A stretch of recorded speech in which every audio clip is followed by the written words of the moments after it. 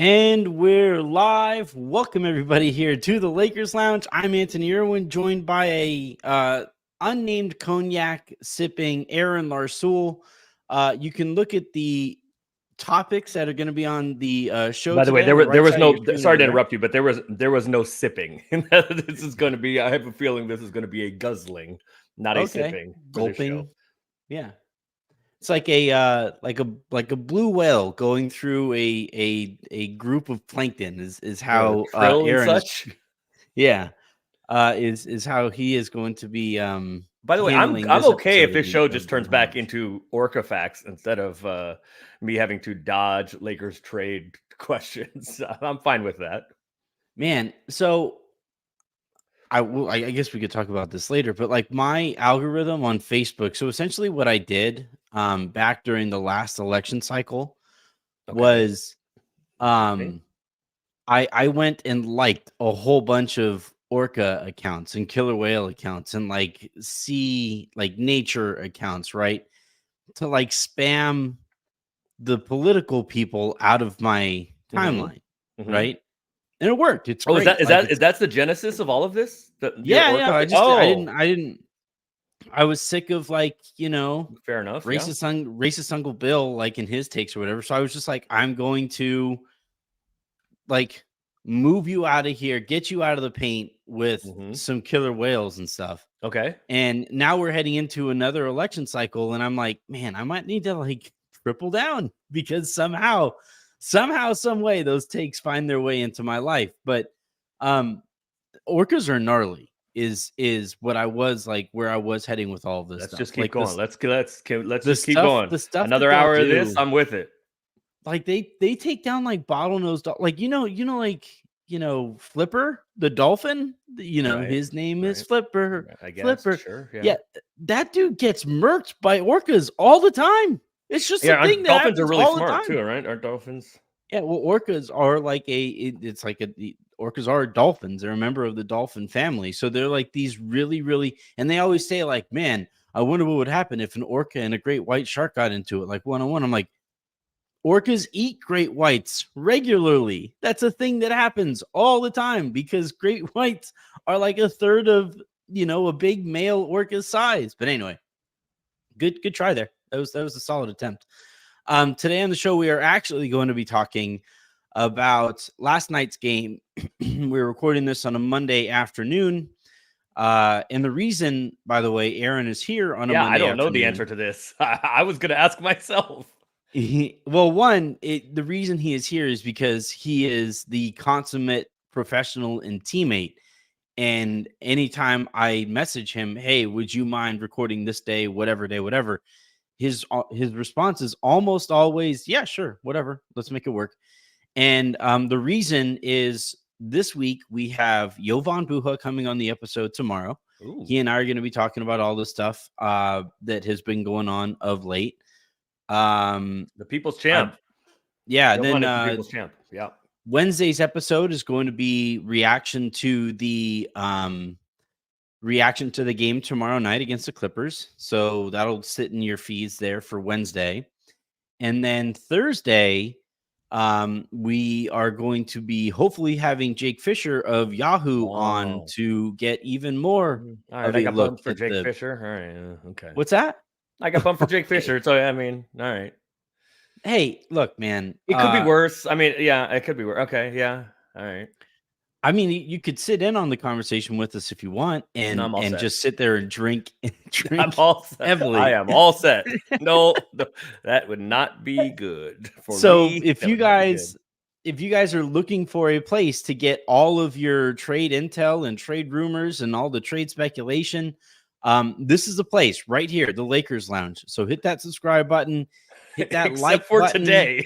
And comment and all that good stuff. You're gonna try to get me fired and have the Magic Johnson size tampering fine levied on the Lakers again. They can't fire the guy who knows where all the bodies are buried. All right, so I was almost one of those bodies. I think they would prefer me be one of those bodies. So today we are going to be talking about Sunday night's game against the Blazers. And I like can't quite get out of my head that the Lakers were up, comfortably that whole game and looked miserable, seemingly like the whole game. So Aaron was in the building for that. I want to see if he picked up on any of that as well. We are going to be talking also today about Dejounte Murray, and not him specifically in Aaron's case, but some of the negotiations and some of what is now out there. Shams Charania had another update on the situation, so we'll update that situation as well. And because Aaron can't speak specifically about Dejounte Murray, I do have a couple other topics that we can talk about this in a roundabout way. One being that I think the Lakers should take on some longer term money and go into next year without feeling like a trade needs to happen. And then the other thing is, because it now looks like D'Angelo Russell is not going to be enough because he has another year on his contract essentially, and Atlanta doesn't want him and that deal next year. So it looks like this is going to have to expand to a third team, a 3-team deal. And I'm going to poke Aaron's brain and pick at Aaron's brain to see what a 3-sided negotiation looks and sounds like, and what all goes into all of that. So again, please subscribe, please review, please comment and like, and all of those things. And let's go ahead and dive on into this. Aaron, last night the Lakers scored 134 points. Mm-hmm. They won by a million, 24 or 20. It was 24 was the final that they finally won by there. Mm-hmm. They were in control all night. They had some really flashy plays. You had the bounce alley-oop that D'Lo had to LeBron. Quick question: What do you think would have been more exciting? The play that actually happened, where he bounces it and LeBron dunks it on the alley-oop, or D'Lo just dunking it by himself? Because I kind of feel like the second. Are we certain D'Lo can dunk? Are we certain? We used to play this game. This goes back to my Portland days. We used to play a game in the NBA, which is like name an NBA player that can't dunk. And I mean, I'm sure D'Lo can dunk. The last person I was like pretty sure, maybe this isn't the last person, but one that I remember very prominently that I was like pretty sure couldn't dunk was Steve Nash. I'm pretty sure Steve Nash couldn't dunk. Yeah, I think that's a good one. I think he's probably the best NBA player ever who couldn't dunk. I mean, the truth is, he probably at some point he has probably dunked early in his career, maybe, probably, but not once the back issue started. Like, no, once the back goes, you can forget it. I don't even know if I can touch the rim anymore. I don't even know if I can touch the net anymore. Once the back goes, it's. I don't even want to try. I don't even want to think about it anymore. It's no, I like this comment though from our dude Golden Knight. Came to look for scoops. Turns out I learned a lot about orcas instead. That's that's a good summary of this channel. Shout out Javi and Golden Knight. All the he does the merch is fire. So shout out Javi. I need to get at Javi about getting some merch. Oh yeah, you gonna wear some of the Golden Knight merch on the show? Yeah. Happily. Yeah, absolutely. You should. All right. So, but yeah, I want to know though, like it seemed like the kind of game, it felt like a get right game, right? Like it felt like, you know, the vibes should have been pretty good coming out of that one. And yet, like, you had D'Lo do the post-game interview with Trudell, and he was looking off into the distance, like kind of longingly. Okay. And hold on. Hold on. Now, hold on. You had Ruie walk through the tunnels, and he did like I still have the image. Look at Ruie. Look how sad he looks. Ruie. I mean, that's not okay. But like, what? Can we give him a hug? You took one still image and he like. I could find the clip. He doesn't. I mean, he doesn't. He does look a little. Yeah, I mean, he doesn't look that excited there. But that's just a still image. So this is part of the. I guess effectiveness, but also ineffectiveness. Now I sound like Darius. Yes and no. This is part of the effectiveness and ineffectiveness of being in the building. Is you see stuff you can't see on TV or wouldn't see on TV. But so I also haven't heard the post game or seen the post game stuff yet. I'm gonna be honest with you. didn't go directly home last night. So I know. Yes, yeah. I called you last night. Yes, you did. Yeah, yes, you did. You see, if you have a second, yeah. Here you go. Fair enough.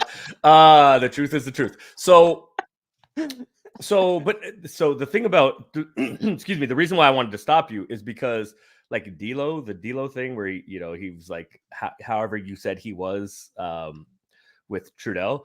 D'Lo could have scored 187 points last night and been named the king of the universe, and his answers would have been exactly the same. That's just D'Lo. That's just how he is. I don't think that was specific to any of the rumors or any bad vibes or anything. That's just how D'Lo is. So I actually thought the vibes were pretty good last night. So I'm surprised when you said the vibes are bad. I'm surprised to hear that because I didn't pick any of that up. Again, being in the building, it's a different experience. But this is a team, and like most teams, they take their cues from their best players. LeBron and AD, you can go back and forth about who you think the best player is, but it's still LeBron's team. Even if AD is the best player on the team, he might be. And the team follows LeBron, right? Because AD is competitive as hell, but he's not like a vocal, big personality kind of guy in the way that LeBron is. And so I thought the vibes around LeBron were good. I thought LeBron looked into the game. He looked like he was having a good time. Kind of doing his little shoulder thing. Obviously if the dunk. If I had LeBron's shoulders, I think that's all I would do. Like I would just walk around.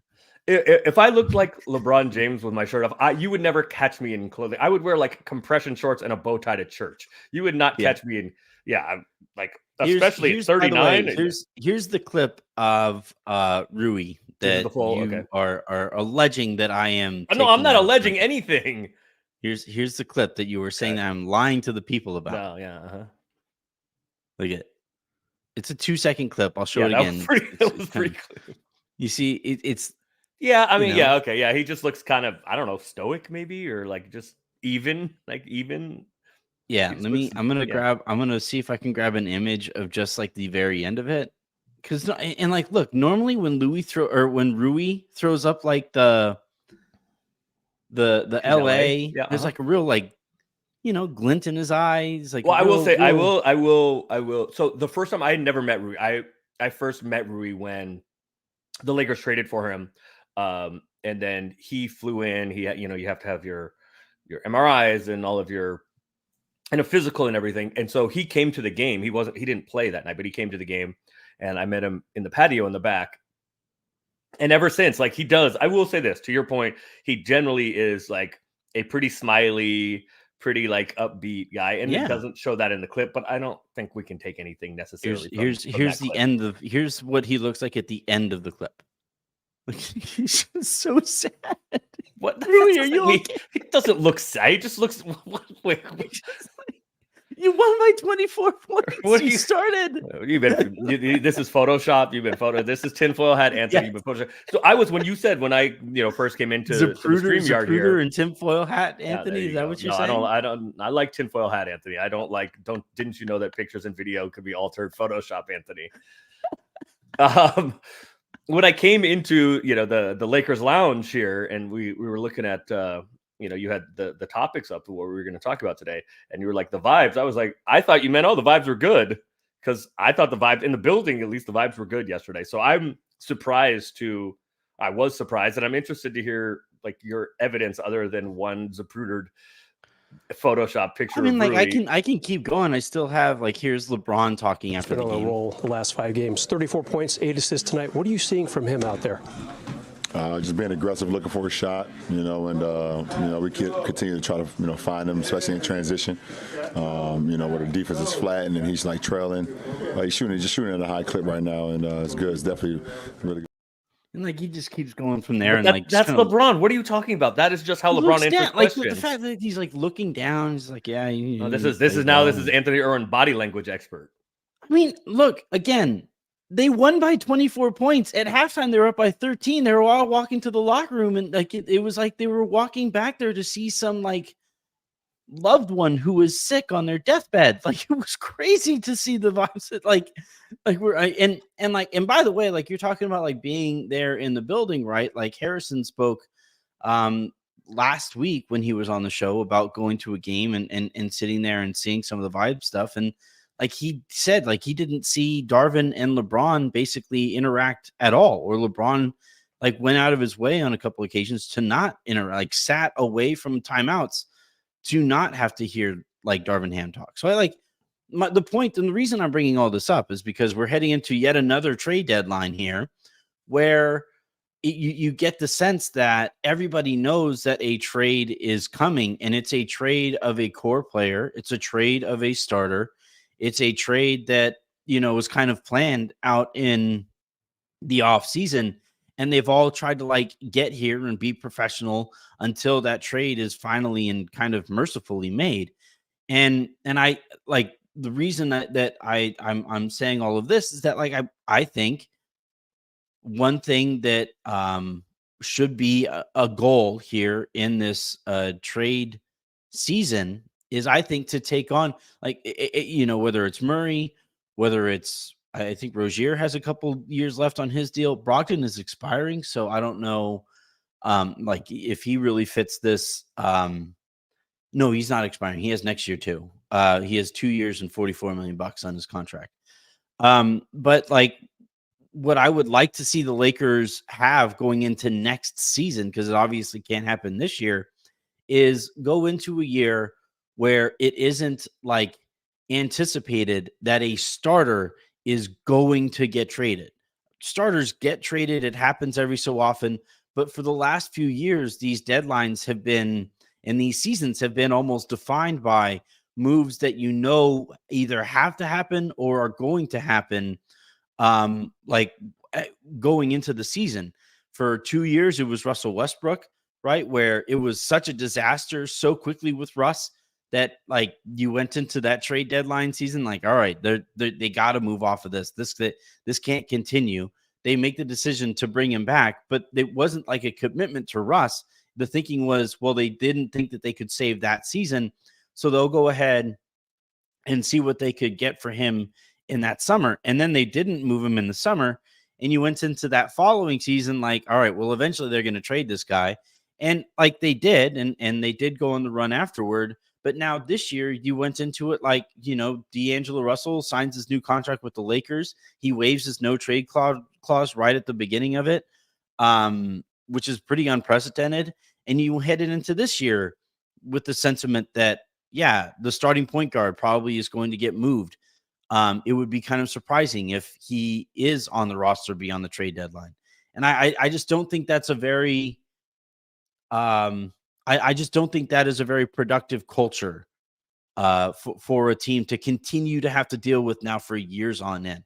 So what do you think about the idea of like taking on money this year and, having a commitment to a core going into next year to kind of quiet some of this noise that we are still dealing with this season? So, well, let me go back a little bit, because I was, and part of this is reinforcing your point. I was LeBron's first year. I traveled with the team full time from there and up until the pandemic. If you have listened to this show or anything else that I've been on, you've heard some of these stories. But the team that year, right before the trade deadline, I don't say we for like playing stuff, but I say we for travel stuff because I was doing it. So we were in Indiana, and we got our asses. The Lakers got their asses kicked. See, right? It's a 48-point loss. 48, 49, something like that. So see how easy it is for me, right? It's the we when it's a travel part, but they got their ass kicked. But kind of the underlying part of all of that was that it was a trade dedeadline, and everybody thought moves were happening. I remember this is not. They were chanting at like Brandon Ingram. No, it was JaVale. It was JaVale shooting free throws. That LeBron's going to trade you, which was actually really funny. Trade you. Yeah. Mm-hmm. I'm pretty sure it was JaVale at the line. But this is prior to This is prior to AD, right? So, oh yeah, that's even further than that, right? Because so the first year that LeBron was here, everybody was waiting for the AD trade. Yeah, so this was prior to AD, and it was so that does like create a difficult atmosphere because these guys are all humans. And people are going through things in life, people are going through, stuff in their basketball lives, but also in their lives outside of that. And that having your life uplifted like that, right? Moving cities and whatever, your kids are in school and they meant so when there is like the pall of the trade deadline specter like hanging over it, it is difficult. And so I do understand your point that maybe that could be difficult for some vibes. I would say though that like look, the D'Lo thing, him waiving his no trade clause, or the implied no trade clause, basically, was indication that there was going to be flexibility there, and that would be a possibility, and both sides were open to that possibility. It was part of the negotiation, and I believe it was the new rule. It was the first time it was implemented. So I do understand like the point that you're making there, but I also, there was like at the beginning of the year, and remember in preseason, there was this thought that like D'Lo had committed to defense, right, and was playing really well during the preseason. And there was this thing like maybe D'Lo is going to be too important to the team and their success, depending on how the team is doing, to be moved. So I think it's a little, not unfair, but I think it's a little off to characterize it as we knew going into this season that like a starter was going to be moved. The possibility was always there. You are correct about that. But yeah, I mean, look, the Lakers have preached now, or this offseason was largely about continuity, carrying over the continuity from last year. So I understand your desire to kind of have that actually be implemented. It hasn't really been the case enough this year. So yeah, having your set 5 starters and closers like going into next year sounds lovely. It doesn't happen all the time, but it sounds lovely. I understand your point. I think it's a little bit not hyperbolic and not unfair, but I think it's a little off to say we've now gone into 3 years in a row like knowing somebody was going to get traded. Yes, the Russ thing, yes, absolutely. D'Lo, I think it's a little less necessary, obvious going into the year. I don't know. Fair enough. No, it's definitely the possibility existed, right? By them negotiating. It's not on the same. It's not on the same level as like Russell Westbrook was, where like he had to be right. treated. Everybody's been just waiting all year, like Russ is going. Yeah. We're just waiting. Yeah, it's not at that level, but it is like it's not though, right? Because like he like basically he signs that deal, and there was like a handful of days between it was the reported agreement and then the actual signing of the deal, which is not out of the ordinary or whatever. But from what I have been told, they spent like those few days there canvassing the league to see if they could do a sign and trade that day, because they knew that they were going to be hard capped anyway. Or not that day, but like, before the deal was officially agreed to. Trading D'Lo out in a sign and trade does not hard cap. It's receiving somebody in sign and trade. Oh, okay. But either way, but essentially they spent a few days there canvassing the league. They didn't like the offers, or they didn't like the direction that those negotiations were going. So they decided to keep them and head into the season. But like the vibes have always been there that like it's certainly like the most gracious reading of the situation would be that it's always felt likelier that he gets traded than not. And so even if they didn't, no, that is not the most gracious reading. The most gracious reading is that it has always been on the table and both sides are open to it. Not that it's more likely he's going to. Okay. I mean, I'm not, I guess that is certainly more gracious. I guess the more gracious, realistic reading would be what I'm talking about. Why is that not realistic? Because it's not like that's not what I've known all year. Like that is not the intel that I've gotten all year. Like I don't think anybody in that locker room really anticipates D'Angelo Russell being on this team beyond the trade deadline. Shams Irwin and Anthony Woj. I am Sham Irwin. Like I'm like I'm Sham Anthony Irwin. I don't know. I don't know. Yeah, I don't know if you have the hair. This is the other clip because I see people in the comments asking for it. This is the other clip that got some people wondering. This was D'Angelo Russell and Austin Reaves at the end of the bench as the game was coming to an end. And you see them there. They're on the bench, and awful, I don't know awful vibes. Well, no, like there's the clip. I don't know why these clips are shorter at the beginning of it. The beginning of the clip is actually like Austin kind of like rubbing D'Angelo's kind of shoulders, and D'Lo's like looking off into the distance and stuff like that. I don't know why StreamYard, get at me. Please fix your clip thing. But the beginning of the clip there was what people were kind of looking at, and they're saying like, man, it's a little weird that like there's like the way that D'Lo was looking off into the crowd looked a little different. And look, you and I and D'Lo are really close. But yeah, continue. You and I spoke after the game last night, and I asked yes, we did. I asked you, like, not, did you pick up on any of the stuff? And one of the things that we talked about, and I tweeted it that night, was like, if anything was actually imminent, because this is something you could say, like, and clearly nothing was imminent because a trade hasn't happened in the 12, Correct. 16 hours since. Correct. But I said, like, if something was imminent last night, then D'Lo wouldn't have played, right? And D'Lo played, and everybody who was healthy played last night. You didn't have any of those like hilarious, oh yeah, he just pulled his hammy in warmups. Crazy weird thing. Right. They like starting pitcher who gets pulled in the third, like in the middle of an inning. He has a perfect game going. It's pulled in the third because he's getting traded. When I covered the Dodgers at the beginning of my career, we used to joke on the beat, for the brief time that I was on it, about like hug watch. And it was like when you would get to like that time of the year. In the dugout. The trade deadline, you would look into the dugout. And then if you saw guys like hugging, you're like, uh-oh, hug watch, hashtag hug watch. The guys are all gathered around so-and-so. This person probably isn't going to be on this team or isn't going to be available for this game because a trade just happened. And by the way, like, I'm kind of laughing at it, but to the point that you're making earlier, that is difficult for these guys to deal with.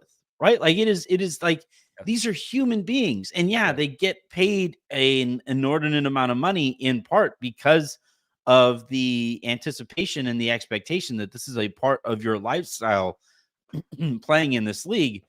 But like you just said, D'Lo and Austin are very close. Like it is going to be a bummer if and when D'Lo gets traded and Austin has to deal with that. I have heard that it's not something that like Austin is looking forward to in any real way because, he does really enjoy having D'Lo on his team. They get along really well. It is like, it's the buddy cop that everybody is waiting for. Like Rush Hour 5, whatever we're on, please make it those two guys. Okay, I'm with that. But like, I do think that like, next season, it would behoove the Lakers to go into it because look at all of their competition. Nobody on Denver thinks that their starters are getting moved. They know that they're all sticking around. Same goes for Boston. Wait a second. Of course, they also won a goddamn championship. Like sure, but the Lakers were the Lakers were in the Western Conference Finals 6 months ago, and they got their asses kicked by Denver this way. And Boston didn't win a championship last year. I think those all starters know that they are safe. Wait. Boston just completely. What do you mean? Boston? Yes, fine. Boston just completely shook up their roster in the offseason. Yeah, and I'm saying that this trade deadline, those guys, they're playing really well together, by the way. That starting five is one of the best. I think it's the best lineup mathematically in the sport. Mm-hmm. And they know that going into monsters. Yeah, they know going into this season or this trade season that those guys, like they know that they're all going to be together they're going to add to that roster around them, and they know that they are going to be together on the other side of this thing. And I think it's tough now for you made the point, you added to the point. Now 4 straight years, basically, no, like 4 of the last 5 years have been kind of defined by trades that you anticipated being made. First, it was not coming into the year, but yes, yeah, at the deadline. Yeah. Yes. So, and Pope, I apologize. I'm not able to pull up that link. I might actually have to go into the actual watch the video with you guys and find that link with me. Well, that's fine too. But can I point out there's people in the chat talking about. I'm gonna be conceptual here. People talking about get this person and this person, like getting multiple, like you and me. No. Get this person in trade. Like get this person and this. Yeah, like get Irwin and Larsul up out of here. Out of here. Get these dudes up out of here. People talking about getting like multiple players in trade, like in 2 separate trades. And I would just caution you that I'm not sure the Lakers have enough to get 1 impact player in trade, maybe, but 2. There's not enough stuff there. There's not enough for the Lakers to offer for that to happen. So for fans that are hoping for multiple impact players, I don't know how you construct 2 trades that works there. The Lakers just don't have enough. They don't have enough draft capital. They just don't have enough. The Lakers don't have enough to really go get 2, like go get this person and this person. And now we're cooking with gas. I mean, cool. Yeah. But how?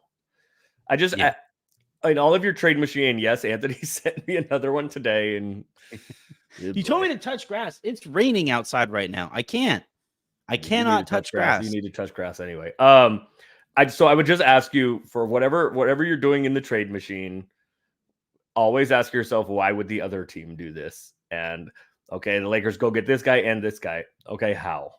And why would the other team or teams do this? I'm just going to keep banging this drum forever. I still want a breathalyzer and drug testing before people get to use the trade machine. I was sober this morning when I did that. I'll tell you that. Gone are the days where I will say this: that trade made me drink some unnamed cognac. Yeah, because I think I'm off to a good start there. I think.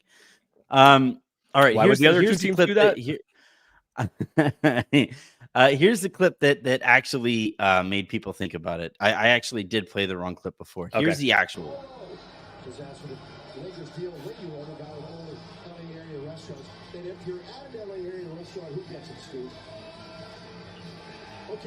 Austin kind of like picking up D'Lo there at the very end. And I think that's D'Lo, like smiling. What? Huh? The beginning? Not at the very beginning. But you don't just get to pull out the piece that like makes your point and ignore the rest of it. Okay, but like, smiling. I don't know where I'm finding the smiling here. I got to find the overlays so that I can add this to it. But no, anyway. All of that is kind of to make the point that I think you agree with, right? In that, like, whatever it is that the Lakers do, I would like to go into next season, especially with it being, I mean, this could be LeBron's last season. I don't think it's going to be. And the people who keep on like saying like LeBron could leave, I think are ignoring a lot of what he has said publicly and privately about wanting to retire a Laker. But like with next year being potentially LeBron's like final year, I would like to go into it with like actual, sustainability of the roster and of the core and belief in the core and building on the continuity. Fair, we thought that this year. It hasn't played out entirely that way, but going into this year, we thought that this year. Well, but like I think they thought they were going to get more of a look. And by the way, this is where like, I know I'm going to sound like a scorned reporter here because I got the starting group wrong yesterday, but like I have heard that the people like that like when it looked like those 5 from last year were going to start, there was palpable excitement in the locker room. Like finally, let's go. And it's not that they have anything against Ruie. He's one of those core 6. And I think there was still some excitement, but we still didn't get any minutes with that starting group from last year's run. Like, it still didn't happen, even with Torian being out. Like, it's like they're intentionally avoiding it, and they're fine. Like, we only have 2.5 weeks or so before the trade deadline, and whenever they come to a decision, whatever it is, whether it's to keep D'Lo or to move D'Lo, they are going to be doing so within a minute sample size on what last year's best 5-man lineup, or the 5-man lineup that got them, that started in en route to the Western Conference Finals. Like, we're just not going to see it, and that's just, it's crazy to me. So like, even within the confines of like the continuity that you were hoping for, even if you want to ignore all of the D'Angelo Russell trade buzz, we still didn't get it this year. Like, and it's been, at this point now, it's like a conscious decision to avoid that continuity. And I don't really know what Ham and the coaching staff has been thinking there. And if I were the front office, I'd be a little annoyed, because I think he's actually diminished the values of some of the signings that they made over the offseason. I don't think they are, and I've reported to this point that Rob Pelinka and Jeannie Buss are not upset with Ham, and that they do fully support him. But if I had signed all of those guys to the deals that I did, and all of a sudden my coach is playing Cam Reddish on a minimum deal and Taurean Prince 30 minutes a night on $4.5 million on his deal, I'd be a little perturbed. I'd be a little tweaked. Like, what's going on here? And I think it's really going to hurt them heading into this deadline. Can we talk really quickly though about the makings of a 3-team deal? Because Sure. Again, Shams Charania is reporting that Atlanta doesn't want to take back D'Angelo Russell's contract, and it's probably going to take a third team getting involved to send an expiring deal to Atlanta. And for those of you who keep asking, and like, why would, when I sent out the tweet that or the trade that I hypothesized to you, Aaron, and people are responding like, why would Atlanta do this? I don't know. I don't know why they want to try to trade Dejounte Murray. I think they should trade Trae Young. I don't know why they want to trade the guy who people don't outwardly hate in that organization. Seems kind of crazy to me, but that's what they keep. That's where they think that this is going. But it sounds like they're doing, they're kind of rebuilding on the fly here, not fully tearing it down, and they're trying to stay competitive as they move some of the role players around Trae Young. And one way that they see, or one thing that they think that they need to happen, is for them to have some more financial flexibility. So I think essentially my thinking is, all right, go out and get a player who can fit somewhat with Trae Young on an expiring deal, and see where that lands you. And the trade that I threw together was D'Angelo Russell going to Orlando, Gary Harris and Jalen Hood-Schifino going to Atlanta, Dejounte Murray going to the Lakers sending the 29 first to Atlanta, and sending the Clippers 2024 second rounder to Orlando for helping in the trade. That's, I think, the makings of a sensible deal that checks boxes for everybody kind of involved there. Might be some tweaks and there might be some additions or whatever. But Aaron, how does a 3-team negotiation take place? Because I feel like it's like playing rock, paper, scissors with 3 people and nobody ever wins. So, yeah, there's like the famous, I don't know how famous it is, but people say like a 3-team trade is a no-team trade, right? They're very difficult. I mean, any trade is difficult, but 3-team trades are more difficult. The mechanics of it, though, are a little bit different, because people think of it's like everybody negotiating, and that's not how it works. There is one hub of it, and it is team B is talking to team A and team C. It is not team A talking to team B, talking to team C, talking to team A. There is generally kind of somebody or some team central to it, and they are kind of brokering it from both sides. In this case, it's probably Atlanta, right? Because they're trading the hottest commodity in the trade. No. In this case, Okay. in your deal, it would not be. Because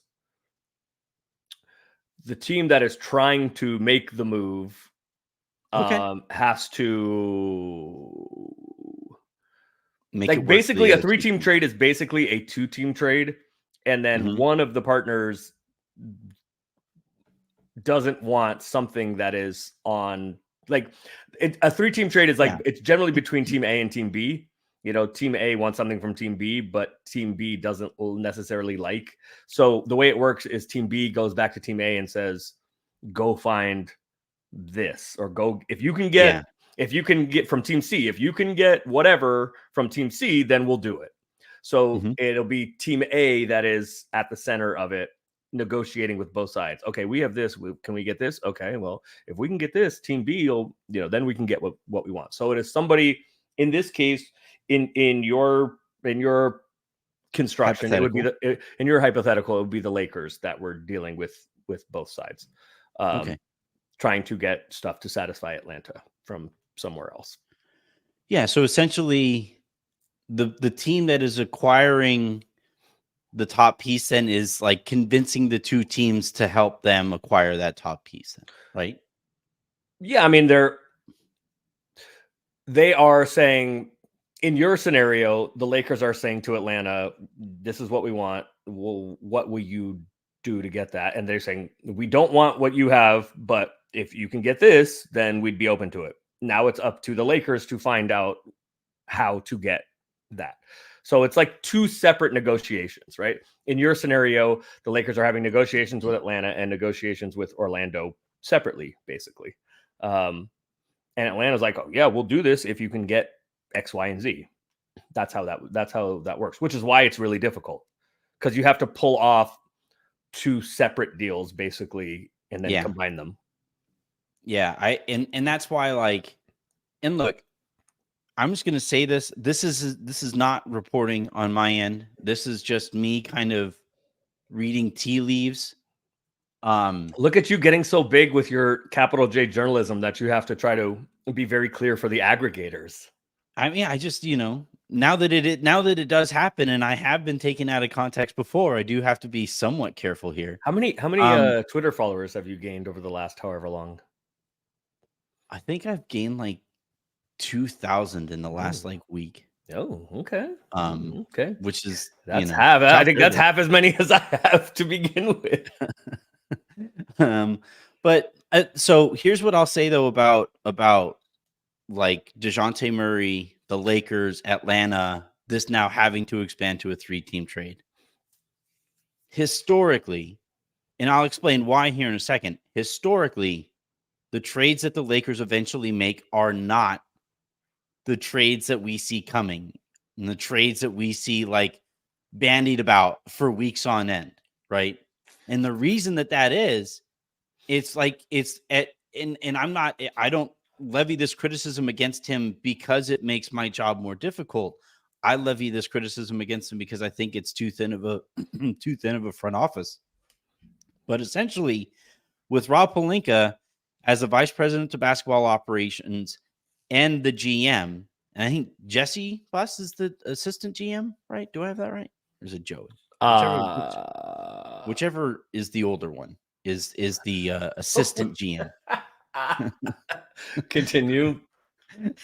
And also, by the way, in scouting and head of the South Bay, the GM, South Bay's GM. Yeah, but you see all of these people in the Lakers front office wearing multiple hats, essentially, and that is to say that it is one of the thinner front offices in the sport, and that can be a good thing. It can be a bad thing, right? If everybody is in lockstep and everybody is operating at a high level, it's fine. And the benefit of it is that it makes it really difficult for people like me or anybody to gain information on what they're actually getting ready to do, because you can really hammer down any leak and identify where that leak would be coming from. So like when I say, and this isn't me, like, this isn't an opinion, those trades that the Lakers have actually done have typically come kind of out of nowhere, because it's a handful of people who only talk to each other and only then actually leak what they're getting ready to do to like the reporters that they trust, right? So like Pelinka has been on Woj's podcast in the past. They have a relationship. You see them talking every time Woj is and Pelinka are in the same building together. They're friendly. And so when it comes time to actually decide on a trade and something becomes actionable and they decide to act upon it, the leak goes out there to Woj, and that's how we all find out about the move that the Lakers are actually getting ready to do. When it comes to things that they're considering doing, that's when those circles widen up quite a bit, because agents of players who would potentially be involved in these things hear about it and want it known that their player is either a hot commodity or might potentially move, and they want it to get out there so that the fan base reacts to potentially a fan favorite being moved who doesn't want to move. And that's how, with me being newer in this endeavor, that's how I find out about more stuff, is when those circles kind of spread out a little bit and more that information flow gets a little bit bigger. But in terms of like what the Lakers are actually getting ready to do, and with this Dejounte Murray deal and how much we have heard about it, I'm not actually all that optimistic that it's going to happen. Again, speculation on my part, but I feel like at this point we've heard too much about it. And, now we're getting the do-si-do where you have Atlanta leaking that Milwaukee is interested in Dejounte Murray, and you have Chris Haynes tweeting that hilarious graphic. Right, It's the like, breaking news. Breaking news. Gotcha. Breaking news: Dejounte Murray is generating interest from the Milwaukee Bucks. Like the way that is going down, implied to me that those talks are continuing, and I have been told, even after those talks broke off, last week, or whatever it was, a week ago Friday, that the anticipation around the league was that those two teams were going to talk and would resume those talks eventually. But given how much we now know about it, and given how much information is out there, I'm a little skeptical that this specific trade is going to go down. But we'll see. You never really know. I have one last thing for you before we get out of here. All right. There's a pretty heated conversation now at this point because of the way that D'Angelo Russell is playing. Should the Lakers even trade him? And I am still of the opinion that you do.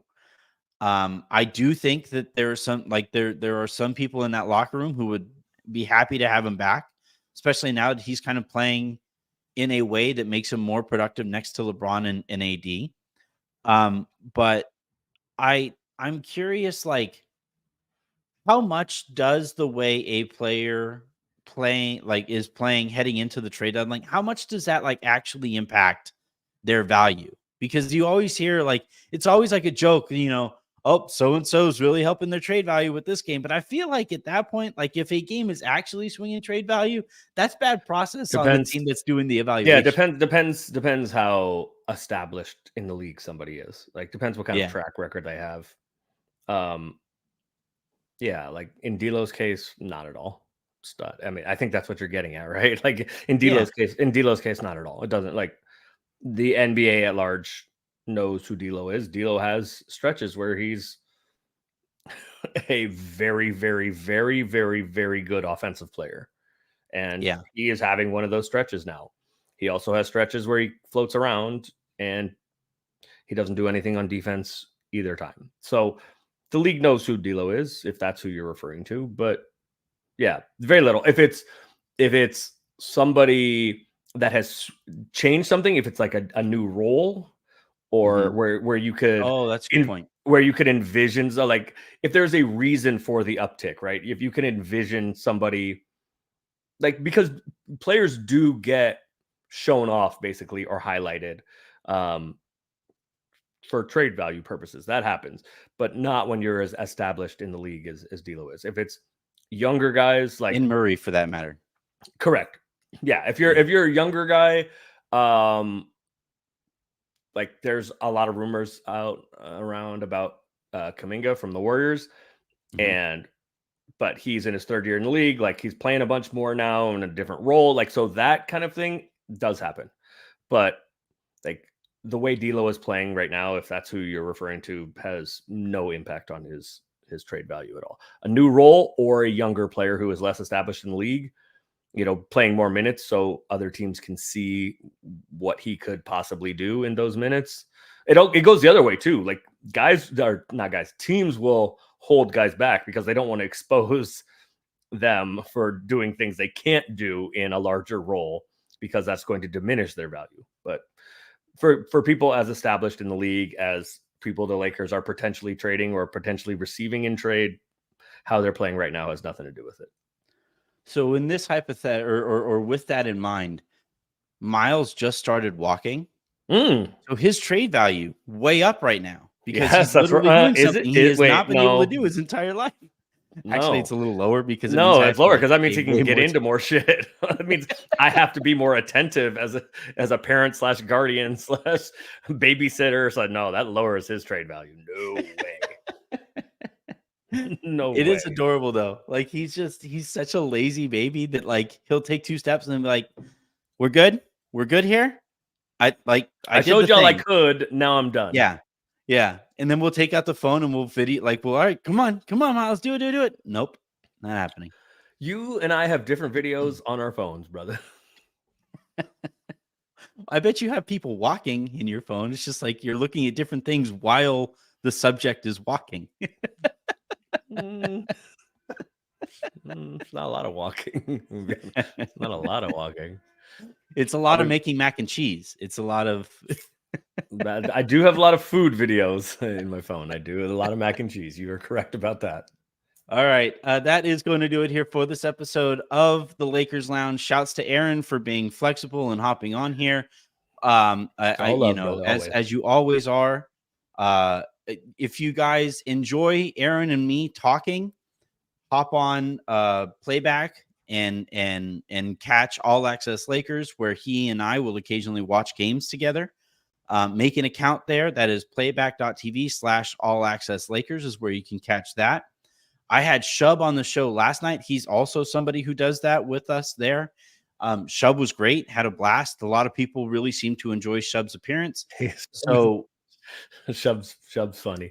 He has a unique connection with the team. He fans in a way that's I enjoy how he fans. It's so and actually after we got off the air, we agreed that at some point we'll have all 5 of us here in the lounge to kind of preview to people who maybe haven't tuned in to us there, who have who enjoyed this content here on this channel, to maybe go and check out us on All Access Lakers. So maybe that's something that we could consider doing there as well. As far as the rest of the week, again, like I said, we'll have Jovan on tomorrow. We have Fisher coming on later this week. We'll have Raj on at some point after one of the games that the Lakers play this week. So hit that subscribe button, hit the like button, comment all you want. I'll pop into the comments occasionally as well and answer questions that I see there. Until tomorrow and until the next time you guys hear from us, I'm Anthony Irwin. That was Aaron Larsoul. This has been the Lakers Lounge.